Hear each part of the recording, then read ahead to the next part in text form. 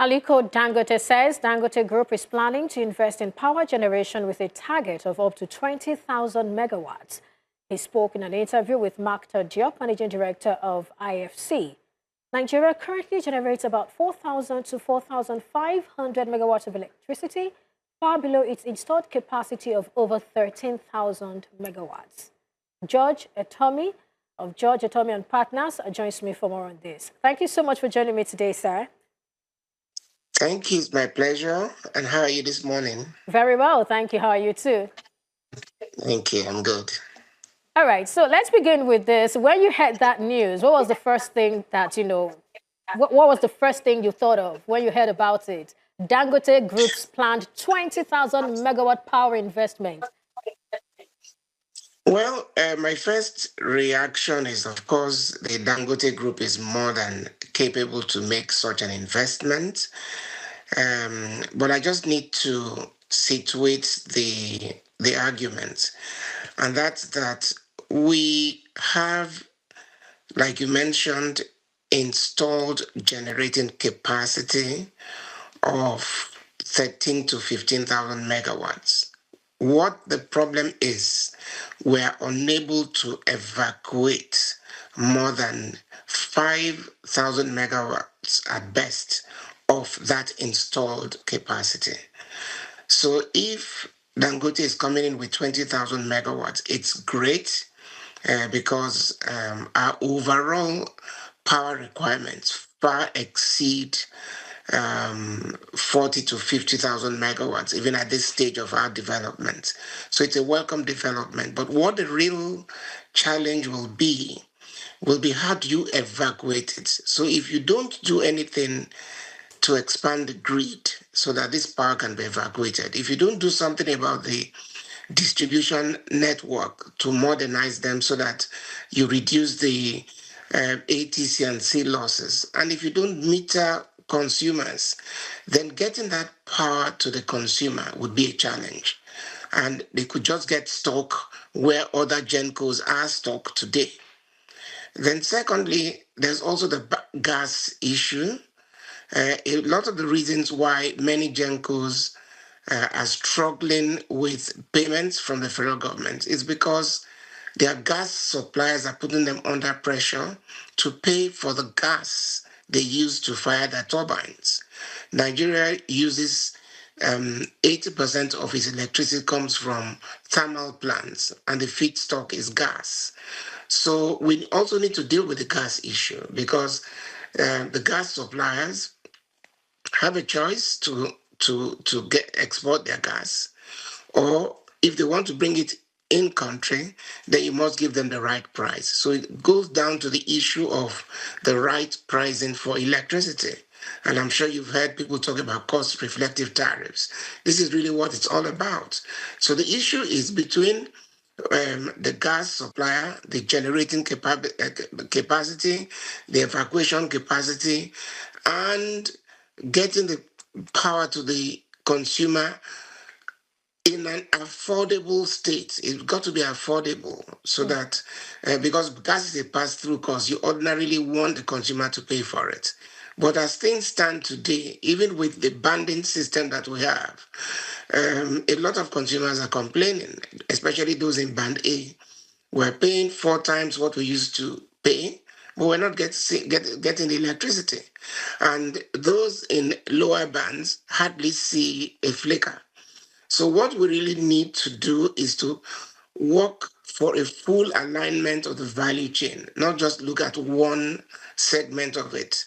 Yeah, 20,000 megawatts is fantastic, but at the same time, we must look at how that power can be evacuated, distributed, properly metered, and eventually given to the consumer. You practically took that out of my mouth. My next question to you was supposed to say, isn't he going to face the same structural inefficiencies?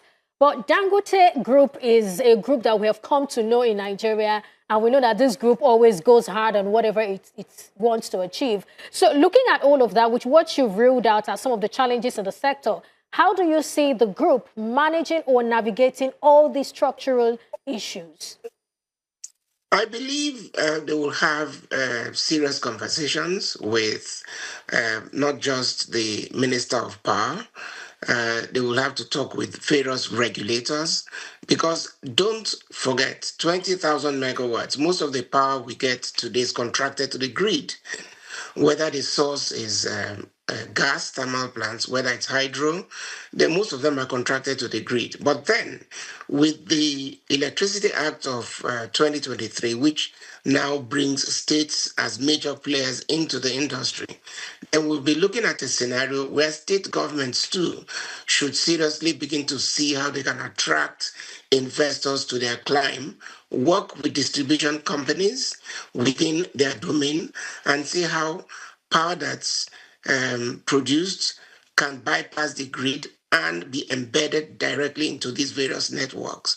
That will require a whole set of new planning by itself, but it's doable. But put it this way, it is not going to be a walk in the park at all. You see, with petroleum products, you produce it, people come take it and go give to the consumer. But with power, there are so many other forces outside of your control that can determine whether this power you produce will get to the consumer. Otherwise, your power will be stranded. So, so important to ensure that all the distribution facilities, all the mini grids, but right now we're dealing with the super grid. We need to do a lot of mini grids. That's investments of its own. Now, whether states can bear their responsibility is a different problem. I will not generally advise states to get sucked into this whole investment in power. Rather, they should create an enabling environment to attract investors, because whether or not we like to admit it, not every Nigerian is in a position to pay for the full cost of power. So, in other words, we cannot totally run away from this whole subsidy thing. But how the subsidy is applied is what, for me, matters the most. If you ask me, I would say if you subsidize financing for those who want to invest, for me, it's a better way to deploy subsidy than to say, take it to the consumer, and I promise that the difference between what they're able to pay and what they consume, I will bear that responsibility. This is what has caused the quagmire in the power sector with regards to subsidy. And that's why there are these endless reconciliations which take us nowhere. And ultimately, when those who produce the feedstock, gas, get stuck, they just cut off gas supply and then plunge the whole country into darkness. So there's a whole need for a think through, so that you just don't produce power that will become stranded. Well, be that as it may, we're talking of an injection of over 20,000 megawatts into the Nigerian economy. If this happens, what level of transformation should we anticipate? It will be huge, absolutely huge. Let's just look at the numbers. You know, your rule of thumb in the power sector is that you need, for rapid development, 1,000 megawatts for 1 million population. So if we say we're 200 million and above, we should be looking at least 200,000 megawatts. And right now we're talking about 4,000, installed capacity 15. So you can see how far away we are from what the ideal should be. South Africa, for example, with a population of between 55 and 60 million, produces about 40,000 megawatts. So again, it gives you an idea of how the scales work in this industry. So clearly, and then of course, one thing we should not forget, if we look at the combined generating capacity of Nigerians with all our generators, whether diesel or petrol, whether the solar, all the other things we do, if you combine them, you will know that in today we probably generate close to 40 to 50,000 megawatts across the country. But it's just that it's done in very staccato fashion and it's not aligned the way it should be. So there is a market for it. So to answer your question, it will be huge. But as that investment is going on, we should be looking at how the other members of the value chain can be made to align. But yes, it's a very welcome development.